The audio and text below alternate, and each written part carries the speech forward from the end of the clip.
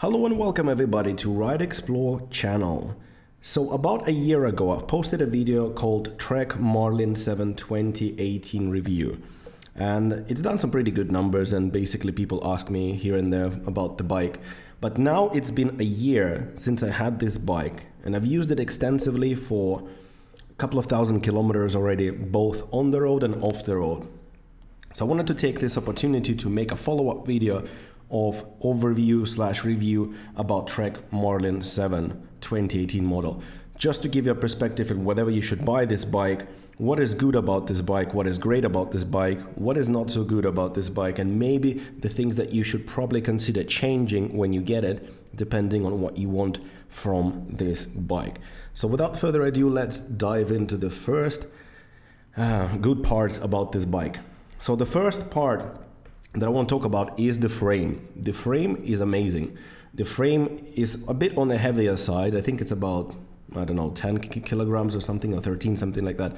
But I've seen people customizing this bike, removing everything and changing everything apart from the frame. There have been a couple of hardcore mountain bikers that were saying this frame is virtually indestructible. For a hardtail bike at this price range, the frame is amazing. It's sturdy.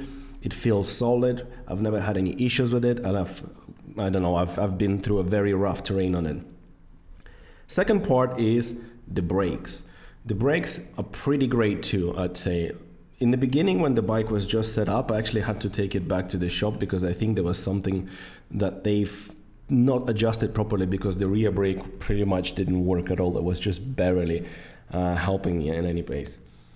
Seat is the next thing. The seat on this bike is slightly softer, I'd say, than on the other bikes that I've tried. I've tried the Giant in the similar price range, which was much harder. So for me, this seat is about medium, I'd say, in terms of softness. So what you would want to do if your ass aches after a ride, then I'd suggest to swap the seat for something a bit softer, or take it to the shop that can actually produce a cover for you, because there are shops like that can do it for you to make it a bit more softer for you to sit on. Or you can buy shorts, obviously, with a special gel cushion that you can actually use. So that's that. The seat is for me, it's good. I mean, in the beginning my ass was aching, but I kind of got used to it, and it's miles better right now, unless I do 40-50 kilometers in one go. Then we go to the suspension. Now this is a bit of a two-sided story here.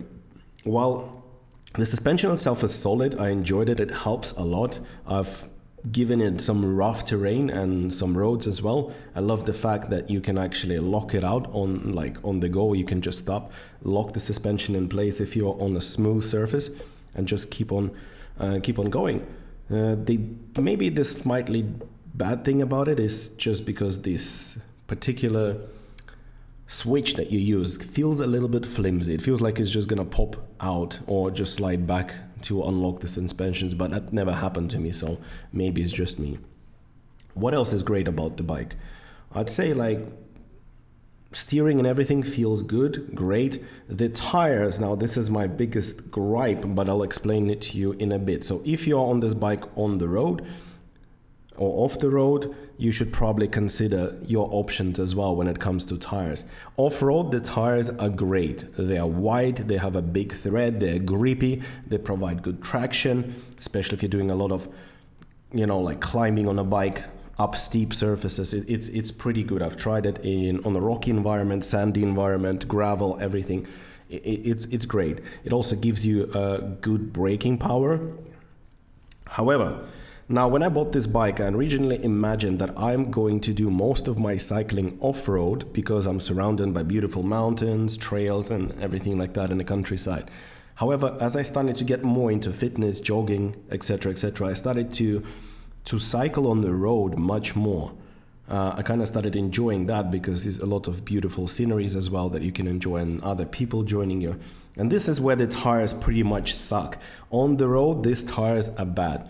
They get the job done, but you're always constantly feeling like you're struggling against the wind or something, and you're losing the speed and momentum very, very quickly using these tires on the road. Because the tread is gigantic, they're very wide. And while you cannot see it on this video, my bike right now is in the shop. I paid for the new tires much narrower tires with a much smaller tread, because I actually prefer to be doing a bit of a on-road cycling in that next couple of months. So if you plan to do off-road mostly, you keep these tires. They're great. They're sturdy. I only had one puncture, but that was just driving over some nails or something like that. If you're planning to do most of your cycling on the road, then I definitely suggest you to change the tires to get something smoother, something lighter, and trust me, you will not regret this.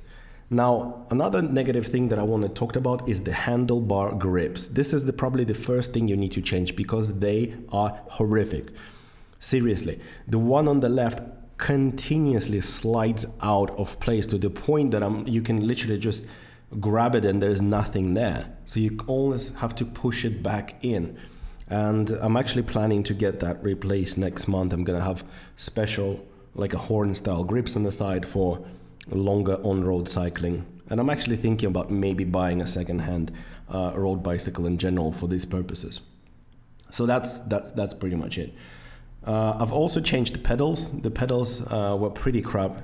The stock ones, they were, first of all, they were plastic. They felt flimsy. They got the job done, but they weren't great. I fell down on it and I had a crack in one of them, so I decided to just buy an aftermarket light metal tires that just kind of glue to your shoes. Well, not literally, but because they have these spikes on them that you get a lot more grip trying to pedal when you're going uphill, for example, and I really like them. So this is something you might look into it.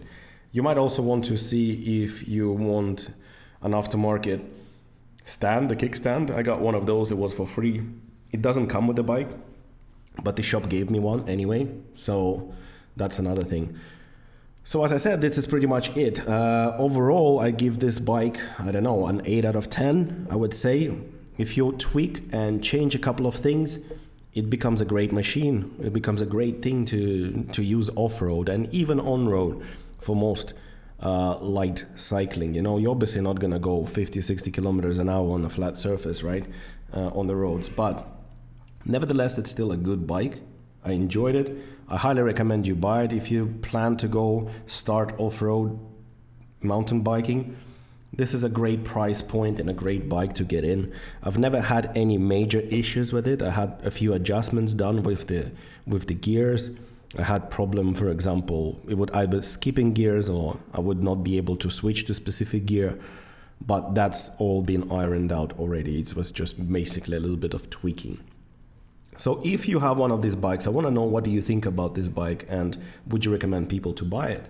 If yes, then tell me please in the comment section below, what do you like about this bike and how do you find it in general? What kind of modifications have you done or plan to do? If you have any questions about this particular bicycle, then you can just write to me in the comment section below and I'll try to answer each and every one of your questions as fast as I can. And thanks again for watching this channel. If you like it, please click the subscribe button, leave a like, share the video. Helps a little bit to spread the message. I've planned out a pretty big plan for this year of what kind of videos I'm going to be doing, what kind of explorations am I going to see and do. I've also finally spent a whole month with my Garmin Forerunner 645 Music. Just to let you know, it's great for cycling as well. So thank you once again, and I'll see you on the next episode of Ride Explorer.